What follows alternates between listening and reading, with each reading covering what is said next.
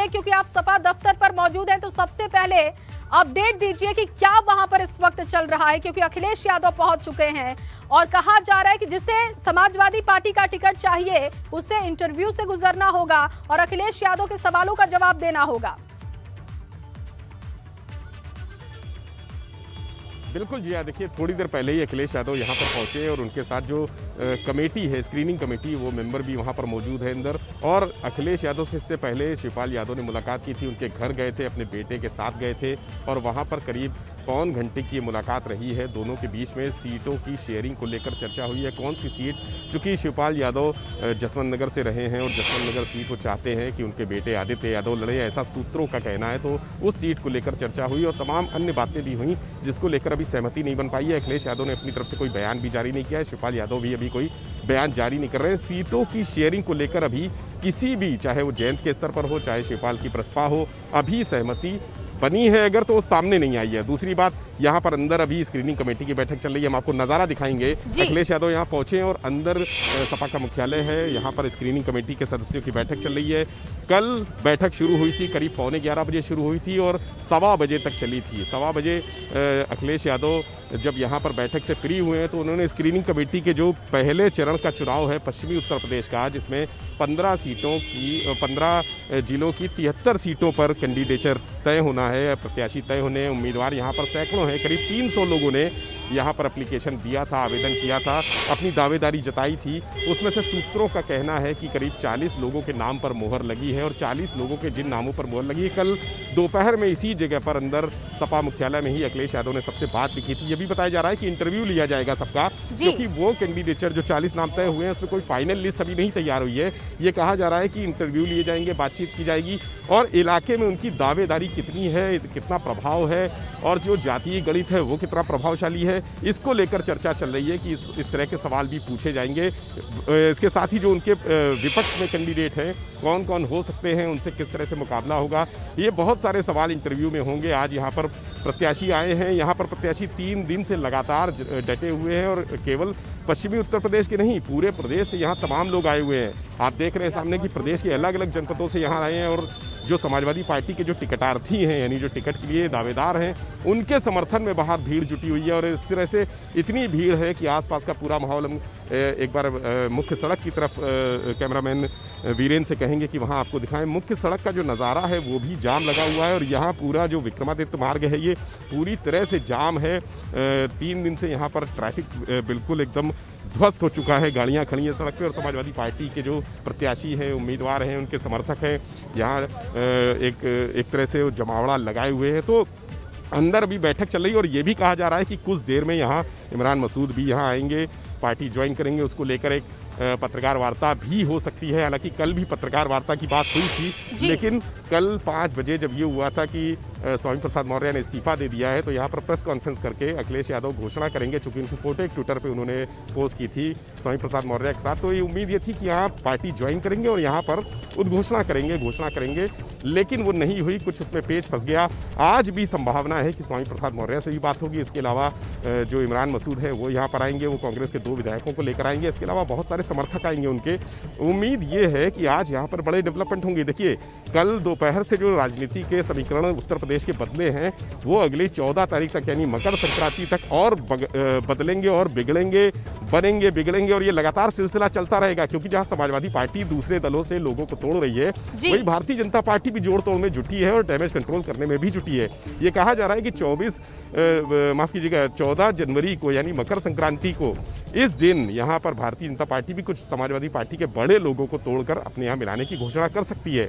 तो समाजवादी पार्टी लगातार इस बात का प्रयास कर रही है कि उसके दल के लोग जो है, उससे गठबंधन के लोग जो है मजबूत होते रहे, तमाम समीकरण साथ में होते रहे। हमारे साथ बहुत सारे लोग भी हैं, हम चाहेंगे उनसे बात करा दें। आप कहाँ से आए हैं? मैं बाई बर्थ तो सोनभद्र का हूँ भैया। तो यहाँ टिकट लेने आए हैं या समर्थन में? भैया मैं तो दिल्ली समर्थक हूँ अखिलेश यादव जी का। तो मिलने आए अखिलेश भी रहा। आप कहाँ से आए? सर जौनपुर से आए हैं। टिकट नहीं, मैं समर्थक हूँ और राष्ट्रीय अध्यक्ष जी को मुख्यमंत्री 2000 किसके समर्थन में?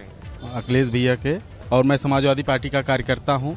और टिकट लेने नहीं आए आप? नहीं, मैं भैया को मतलब जितने भी लोग आए हैं, जितने इतने उत्साहित इतने लोग आ रहे हैं सपा में, क्या लग रहा है आगे भविष्य? 22 में सरकार बनने जा रही है। आप क्या कहेंगे? हम कन्नौज से हैं और हम ये देख रहे हैं कि 10 मार्च आते आते बीजेपी के पास मात्र 10 विधायक रह जाएंगे, और 10 विधायक? केवल 10, क्योंकि अभी अखिलेश जी ने तो एक ही दिया है विधायक। नहीं तो ऐसा कुछ नहीं है, तो कह रहे थे एक ही विधायक रह जाएगा। 400 तो उनकी पक्की हैं, अब तो 400 तो पक्की हैं, 3 बचेंगे, उनमें कौन कौन लेगा? एक बसपा और एक भाजपा, एक कांग्रेस, बस खत्म। आप कहाँ से आए हैं, क्या कहेंगे जो तमाम लोग राजनीतिक दल के लोग यहाँ जुड़ रहे हैं सपा से? मैं संभल से आया हूँ, सैयद सुहेल बुखारी। मेरा कहना यह है कि भाजपा इतने नीचे स्तर पर चली जाएगी कि सिर्फ जो वो डबल इंजन था उसमें 3 सदस्य रह जाएंगे, केशव प्रसाद मौर्य जी और दिनेश शर्मा जी और बाबा खुद, वो तीनों बैठ के अपना घंटा बजाते रहेंगे। ये डूबता हुआ जहाज़ हो गया है, अब लोग इसमें से कूद कूद के भाग रहे हैं। एक मैं आपके सवाल पे एक टिप्पणी करना चाहूँगा। अभी आपने कहा कि सपा लोगों को तोड़ रही है, हम तोड़ नहीं रहे हैं।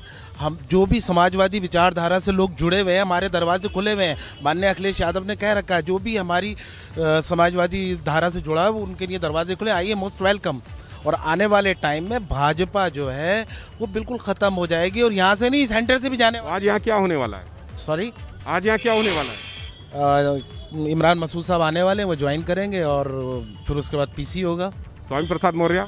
स्वामी प्रसाद मौर्य अभी वक्त लगेगा, अभी टाइम लगेगा। देखिए, अखिलेश का दावा है कि 400 प्लस रहेगा उनका, तो यहाँ पर लोग खैर उदार हैं थोड़े से, थोड़ी सीटें उन्होंने ज़्यादा दे दी है भाजपा को। कोई 10 दे रहा है, कोई 2 दे रहा है, कोई 5 दे रहा है। ये तो कार्यकर्ता है, समर्थक है, ये तो मान चुके हैं कि समाजवादी पार्टी की सरकार बन रही है 2022 में। लेकिन विवेक, अब ये भी तो बहुत बड़ी टेंशन है अखिलेश यादव के लिए, क्योंकि आपने इतने लोगों से गठबंधन कर लिया, बाकी दलों से भी आप लोगों को लेकर आ रहे हैं, और जब बड़े कद के नेता लेकर आएंगे तो फिर उन्हें टिकट भी देना पड़ेगा। फिर किसको टिकट दे, किसको टिकट ना दे, ये एक टेंशन वाली बात यहाँ पर दिखाई तो दे रही है। बिल्कुल, आपका कहना बिल्कुल सही है, क्योंकि टिकट को लेकर इतने बड़े बड़े गठबंधन किए हैं, चाहे वो ओपी राजभर हो, चाहे जयंत चौधरी हो, इतने बड़े बड़े नाम हैं कि अगर महान दल के लोग भी अलग अपना एक टिकट का राग अलाप रहे हैं, उनको भी टिकट चाहिए, जबकि महान दल बहुत छोटा सा दल है, लेकिन टिकटों की मांग उनकी 5 से 8 है। यानी प्रसपा की मांग भी 10 से 12 सीटें, 15 सीटें हैं, जबकि कहा जा रहा है कि 2 से 3 सीटों पर एक जब मुलाकात हुई थी अखिलेश यादव की शिवपाल सिंह यादव से, तब कहा गया था 3 से 4 सीटों के बीच में कुछ बात चल रही है, लेकिन प्रसपा 11 से 12 सीटें मांग रही थी। तो अभी जो शुरुआत हुई है, चूँकि अखिलेश यादव अगर अकेले लड़ते तो जीतना बहुत मुश्किल लग रहा था, चूँकि भाजपा का बड़ा प्रभाव है, बड़ी लहर है, और दोबारा भी वही स्थिति आ रही है। हमारे सर्वे में भी भाजपा को ऊपर दिखाया गया है, उनकी सरकार बनती दिखाई दे रही है। लेकिन अखिलेश यादव ने इतने सारे दलों को, इतने सारे जाति समीकरण अपने साथ कर लिए हैं कि एक टक्कर में बराबर की स्थिति में खड़े हो गए हैं। अब उनके सामने चुनौती यही होगी कि इसमें टिकटों का बंटवारा कैसे हो। पश्चिमी उत्तर प्रदेश से लेकर बुंदेलखंड तक, बुंदेलखंड से लेकर पूर्वांचल तक, पूर्वांचल से अवध तक, काशी तक, तमाम जगह पे चुनौती सामने आएगी कि कौन किसको कितना भारी है, किसका पलड़ा भारी है, कौन अपने सबसे ज़्यादा वोट बैंक लेकर आ रहा है और किसको टिकट की शेयरिंग होगी। क्योंकि पार्टी के भी कई लोग हैं जो टिकट ना मिलने से नाराज़ होंगे। दूसरी तरफ जो उम्मीदें हैं, चाहे जयंत चौधरी की हों, चाहे ओपी राजभर की हों, अगर वो नहीं पूरी होंगी तो वो भी नाराज़ होंगे। तो एक खींचतान की स्थिति लगातार बनी रहेगी, और ये लोकतंत्र में इस तरह की जब गठबंधन की सरकारें बनती हैं तो हमने पिछले कई चुनावों में देखा है, खींचतान होती